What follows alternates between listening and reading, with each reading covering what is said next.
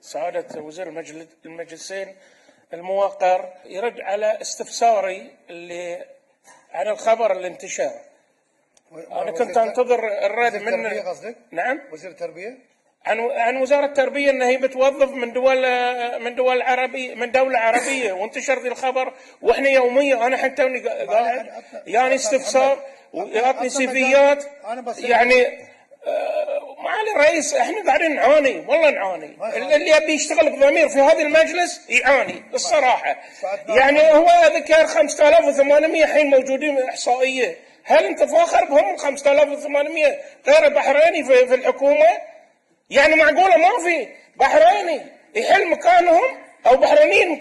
يعني شيء غير معقول، شيء مستفز يعني اللي قاعد يصير يا معالي الرئيس. انا موسع صدري، والله موسع صدري، لكن الضغوطات الناس قاعده تقول لي انتم نواب